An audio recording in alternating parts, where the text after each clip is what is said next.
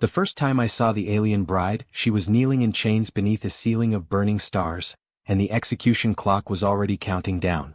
No one else on Dock 7 seemed to notice her. Cargo haulers screamed overhead. Mercenaries laughed. Diplomats pretended not to see the iron collar fused to her neck, humming with suppression fields strong enough to break a god. I noticed because she looked up at me, and in her eyes was not fear. It was resignation. That should have been my warning. But it was only the beginning. I was not supposed to be there. Humans rarely were. Dock 7 belonged to the Car Axis, an alliance of species that considered Earth a recovering liability. I was just a systems engineer, contracted to repair an aging gravity lattice. Invisible. Disposable. Safe. Until I wasn't. She was tall, even kneeling. Skin like dark opal, etched with faint bioluminescent veins that pulsed slowly, painfully, as if her body was fighting something unseen. For ceremonial chains bound her wrists and ankles to the obsidian floor. Each link carried sigils of ownership. Bride. Asset. Offering. I didn't know her species then. Only later would I learn the name the car feared to speak aloud. Juriel of the Virelian Continuum. But that truth came at a cost none of us were prepared for. The auction bell rang, a low, funereal sound that vibrated through my bones. Bidders stepped forward. Warlords, hive minds, corporate syndicates. They spoke of her like a starship or a weapon. Her genetic compatibility. Her obedience rating. Her reproductive value. Human emotion versus alien logic, laid bare and merciless. I should have walked away.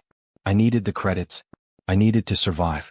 But when the auctioneer announced her compliance chip had malfunctioned, and that corrective measures would follow, I saw her flinch for the first time. Not in fear. In shame. Something inside me snapped. I don't know what possessed me to step forward. Maybe it was the way her chains cut into her skin. Maybe it was the memory of Earth, of cages with prettier names.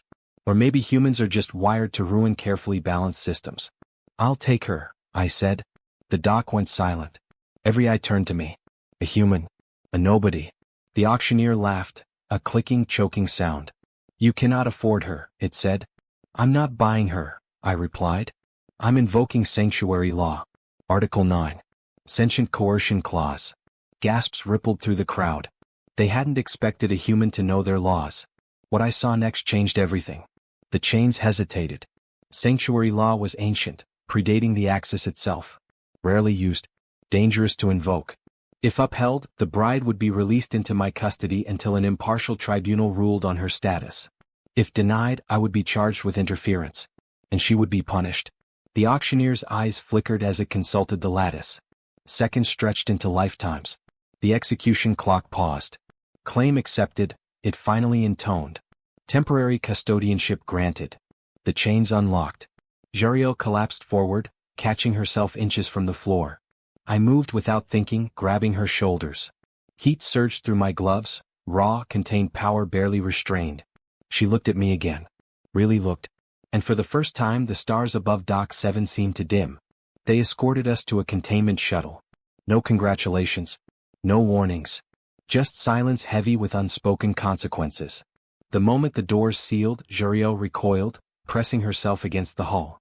You should not have done that, she said. Her voice wasn't translated. It didn't need to be. The meaning settled directly into my mind, heavy and clear. They will come for you. I know, I said. But they won't touch you. She laughed softly, bitter and broken. You do not understand what I am. None of us were prepared for the truth. The mid-transit alarms began screaming. 3 interceptor signatures. Car military. Tribunal enforcement. I swore under my breath and rerouted power, pushing the shuttle beyond safe limits. Gravity warped. Stars smeared into white scars. Juriel cried out, not from the maneuver but from the collar. It flared, responding to stress, draining her strength. I reached for it. Don't, she gasped. It will kill you. Probably, I said, fingers closing around alien metal. But not today. The collar resisted, then screamed, a psychic feedback wave that sent blood trickling from my nose. Images slammed into my mind. A throne of bone. A civilization burned to ash. A bride chained not to serve but to seal something away. This was not a marriage offering. It was a containment protocol. The collar shattered. The shuttle lights died. And Juriel screamed. Not in pain. In release. Energy flooded the cabin, bending space, folding gravity like paper. The interceptors vanished, simply erased from existence. When the light faded, she hovered inches above the floor, chains dissolving into dust. I waited to die. Instead, she knelt before me. Why? She asked. I didn't have a heroic answer. Because no one should be owned. She studied me as if seeing humanity for the first time. My people once believed the same. It nearly destroyed the galaxy. That was the midpoint where everything changed. We didn't run to safety. There was none. The tribunal declared me a rogue actor. Earth received a formal reprimand. Bounties were issued. And the truth leaked, slowly, carefully. Juriel was a living seal. Her species had discovered something beyond physics, a consciousness that fed on civilizations.